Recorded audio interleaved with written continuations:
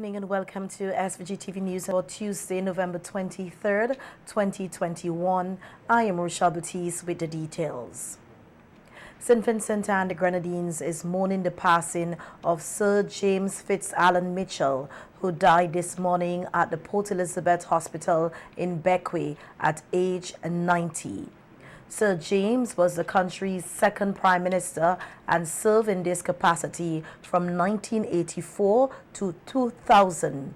He also served as Premier from 1972 to 1974.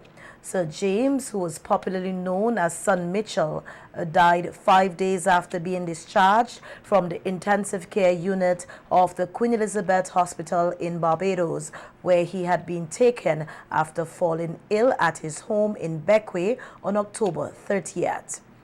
After being discharged from hospital in Barbados last Thursday, Sir James was taken back to his beloved home in Bacchus, where he died just after 8 a.m.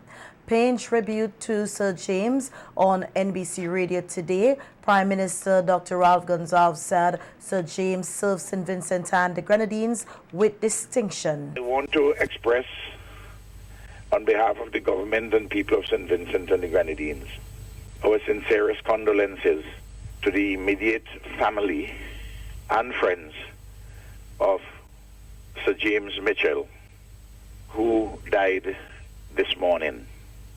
I was informed at 8:28 by the Chief Medical Officer about Sir James's death.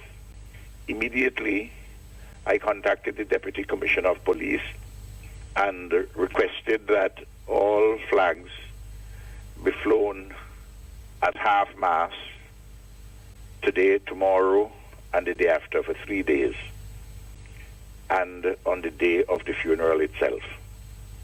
Sir James will be accorded a state funeral as befits someone who served this country with distinction.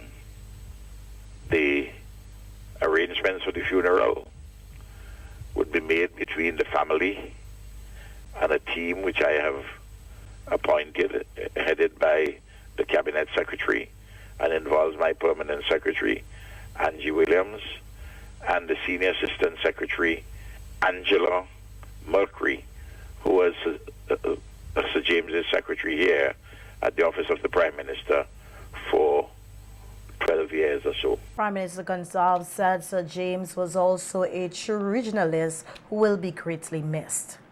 He was Prime Minister of St. Vincent and the Grenadines since 1984, July 1984, until he demitted office in October 2000. And before that, between April 1972 and December 1974, he served 2.5 years as Premier. And before that, he was a member of the Labour Party administration under Milton Cato between 1967 to 1972 as Minister of Agriculture, Trade and Production. He has been a long-serving parliamentarian for the Grenadines and then the Northern Grenadines. He is a founder of the New Democratic Party, a party which he led between 1975, since its foundation, to the year 2000. Sir James was a very staunch regionalist. At an appropriate time, more would be said. But for the moment, we thank God that he gave us Sir James, Son Mitchell, to help us in the building of St. Vincent and the Grenadines. Sir James was the founder of the New Democratic Party, the NDP, and represented the Grenadines, specifically the Northern Grenadines, for 30-plus years. Paying tribute to Sir James, the current NDP president and leader of the opposition, Dr. Godwin Friday, said Sir James' passing leaves a hold in their hearts. You can never fully prepare for an event like this. No matter how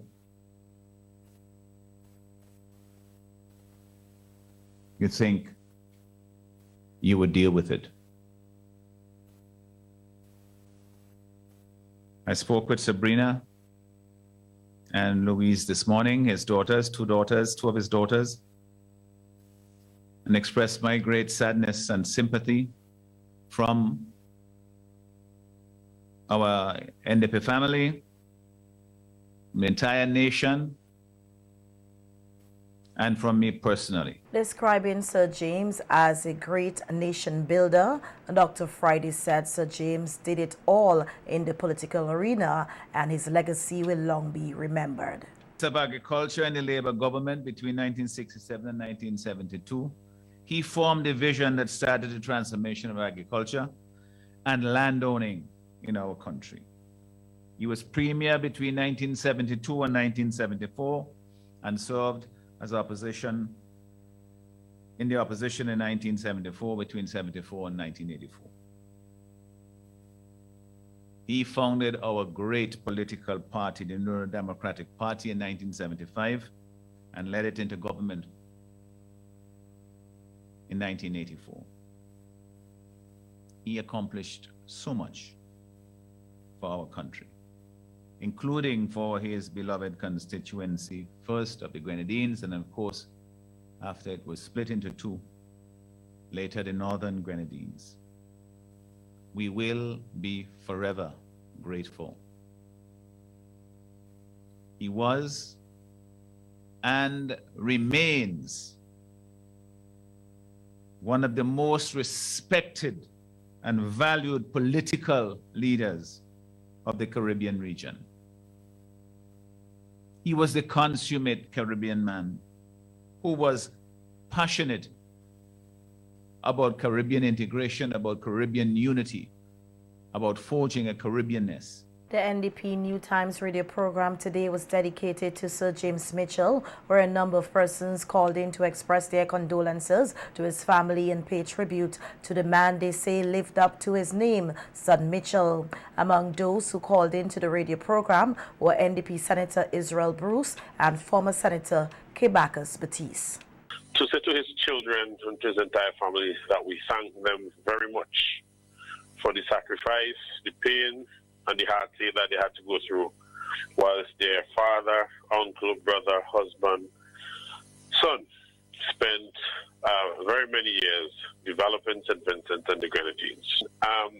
Son Mitchell cannot go to his grave, and people don't talk about the land-owning democracy that he created for Vincentians. And when I say that, I want for those who are listening to take their minds back to Lauders, Greg's, High Lomans, Hadley's Village, and the surrounding areas. It was son Mitchell, Sir James Fitzallen Mitchell. I know he didn't mind being called son. That was during his term in political office that he purchased the estate, the Lauders estate, and simply said to residents of the surrounding areas, go and farm a piece of land, take peace and farm it. And that resulted in an absolute economic boost in the area of South Central Widow, the entire constituency. And the social and political life that we experience in the constituency now is on an account of the great work that was done by Sir James Mitchell. Everyone has said before, Sir James has bequeathed to us a legacy. He has developed a party that has become the strongest and the longest and the oldest party in St. Vincent and the Grenadines. And the most we can do is to vow to him to carry on the legacy of the NDP and to take government at the next election. This is what I'm calling on all the people of St. Vincent and the Grenadines to do, as a mighty thank you for the work that Sir James has done in establishing this democratic, and I stress democratic party. He would have to enjoy it from heaven. Does not matter if you're 1,000 years old or 99 years old or 90 years as Sir James was. It is always difficult to lose a loved one. So James had such a sense of humor. And you know, I spoke with him probably about in the last maybe 2 months or so. I messaged him when I heard that he was ill, but I did not get a response from the message. I normally get a response from him. But the thing about Sir James, he's always had a sharp mind. He is so widely read. Any topic you bring up with him, he can discuss. Again, express my deepest condolences and to say that we look forward to great things from this great party in the future. Thank you. The Caribbean Democrat Union, the CDU, said it is saddened by the passing of Sir James. Sir James was a founding member of its regional alliance of center-right political parties in the 1980s, along with the right Edward Seaga of Jamaica, Sir John Compton of St. Lucia, Dame Eugenia Charles of Dominica, Sir Kenny Simmons of St. Kitts and Nevis, and Hubert Place of Grenada. The CBU said, as Prime Minister of St. Vincent and the Grenadines, Sir James Mitchell demonstrated his commitment to nation building and worked tirelessly to create a better standard of living for the poor. The organization said Sir James' leadership qualities extended beyond the shores of St. Vincent and the Grenadines, and as a true regionalist, he forged important relationships with other heads of governments across the Caribbean. The CDU extends heartfelt condolences to his family, his constituents, and to the people of St. Vincent and the Grenadines who have lost a great man. At the time of his death, Sir James was a member of the Interaction Council of former presidents and prime ministers. And Barbados Prime Minister Mia Mottley also paid tribute to Sir James.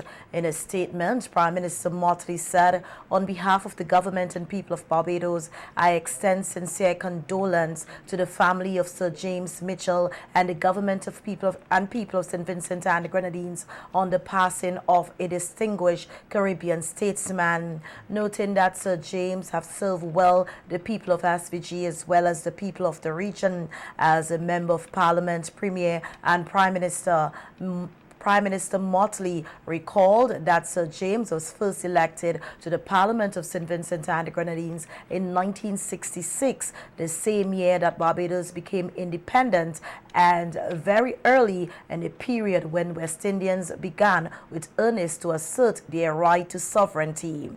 Prime Minister Mottley further stated, as Premier from 1972 to 1974 and Prime Minister from 1984 to 2000, Sir James was an integral part of the original leadership that did so much to shape the Caribbean we know today. She said for all his regional recognition, Sir James knew well the meaning of the phrase, "all politics is local," noting that even though it has been more than 3 decades since Sir James contested his last election, he remained a towering figure in the affairs of the Eastern and Southern Caribbean.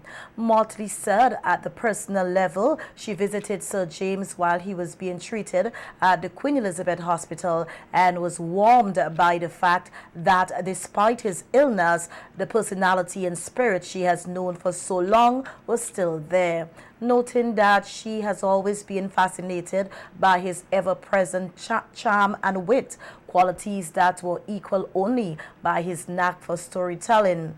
Mottley said she will always treasure her many years of traveling to Bacchus and the privilege of communicating with Sir James, as they share a passion for the Caribbean Sea and together recognize that with the right vision, it was more of a cord that bound us together than a gulf that separated us.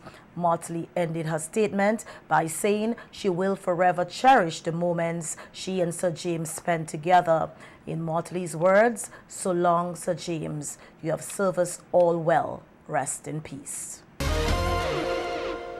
Leader of the opposition New Democratic Party, Dr. Godwin, Friday, today reiterated his party's position on the COVID-19 vaccines, noting that while they support vaccination as a means of combating COVID-19, they are strongly opposed to mandatory vaccination.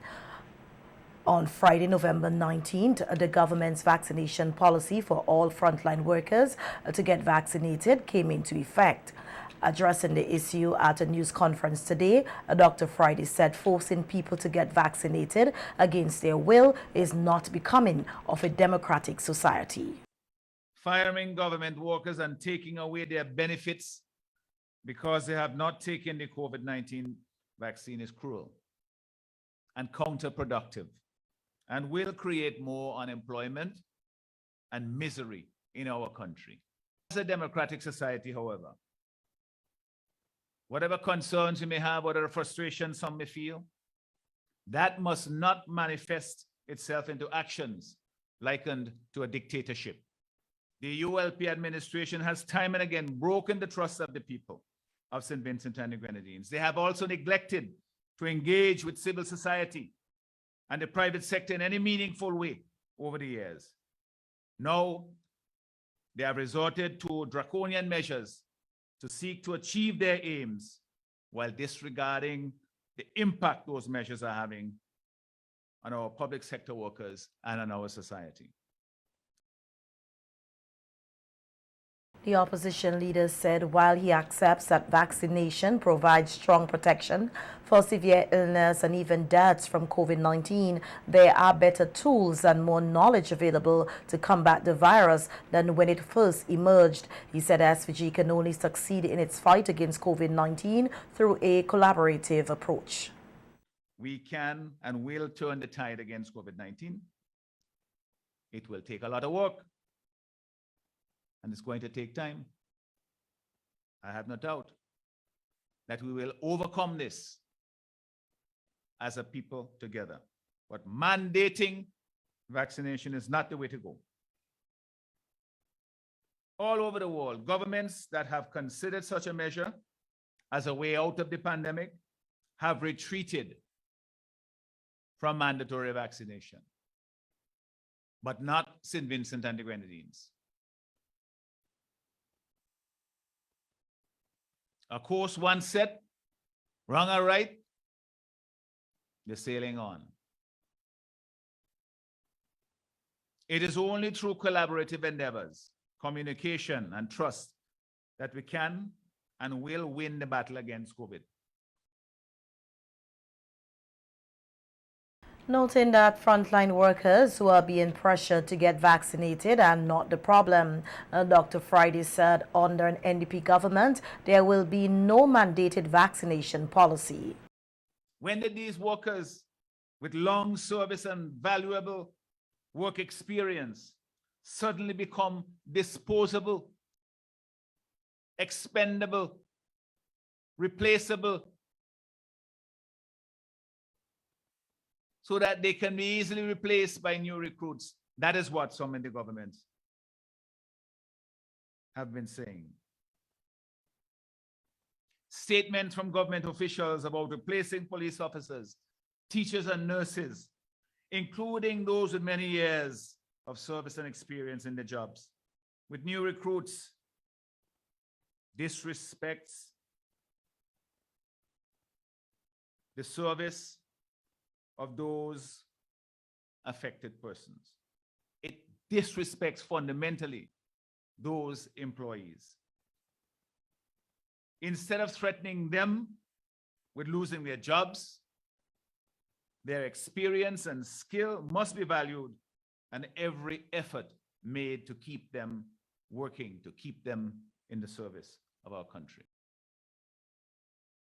Urging the government to rethink and roll back its vaccination policy, the opposition leader said there are better and more effective ways to achieve vaccination goals than devaluing and dividing the people.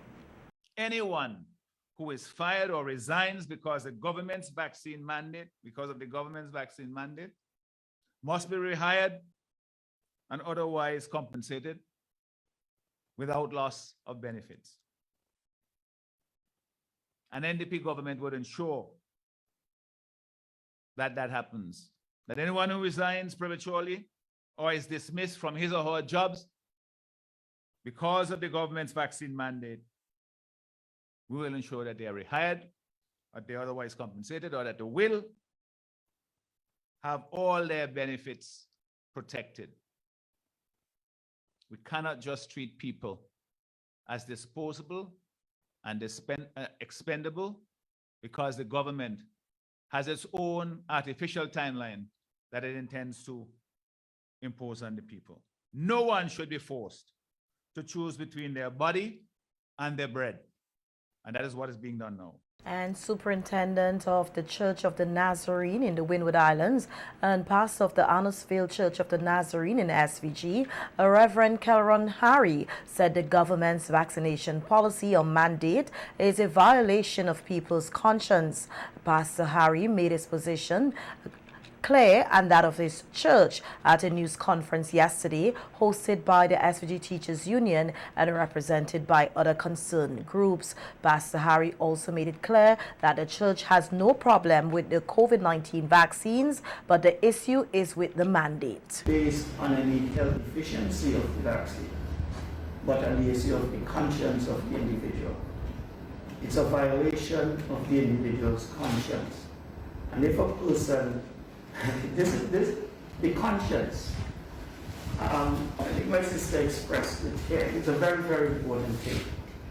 We believe that the conscience of a man is God speaking to this man or this woman. Could you imagine if you are living in a home, right? And your home is broken into. This happened to me before. And I feel very uncomfortable in my house after that because I always wonder if someone, because I feel violated. Let us step that up and think about a person's body. Now, if someone enters your body, and we know someone might say it's a stretch because they look at the issue of rape when a person's body is entered or without permission, when they are violated, that person finds it very difficult to ever really feel comfortable again. The man of the cloth spoke on the mental health issues that he said a person may face when his or her conscience is violated. But if you violate my conscience, if I have to go against my own conscience, there are people who can't sleep at night because of that.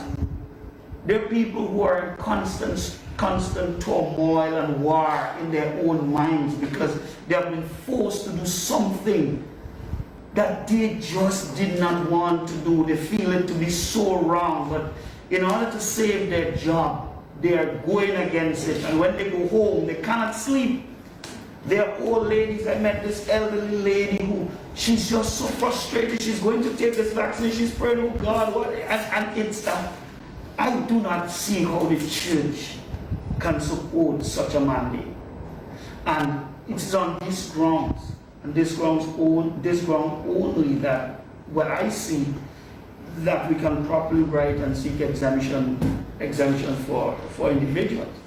And like Martin Luther said, it is neither safe nor right to go against your conscience. This is God speaking to you. Public Relations Officer of the group Rise Hiruna, Nikisha Williams, said people's rights should be respected and no one should be forced to take the COVID-19 vaccines, especially when the government does not want to accept liability. Vaccination. What we are against is mandatory vaccination. What we are against is taking people's rights away from them, putting them on the breadline because you have a mandate. It is wrong. You don't force people to do something they don't want to do, especially where you refuse to take any liability for it. If something happens by forcing people to do this, if you're so confident that this is the way to go, then take responsibility if something happens. You pull yourself out. You leave them to fight on their own. And you say it is for what? What is the end? What is the goal? What is your motive? Williams said that they will continue to fight for all of the affected workers and the people of SVG in these trying times. Will continue to stand with the people of St. Vincent and the Grenadines. We will continue to champion the cause of those persons who feel as though they have no voice and they have no one, that no one cares. The stress of 2021 has been ridiculous for the persons that live on the islands of St. Vincent and the Grenadines. One turmoil after the next. It seems as though you can't get out of one quick enough before something else happens. For many persons, this Christmas will be the darkest one ever. And you compound this by putting them out of a job.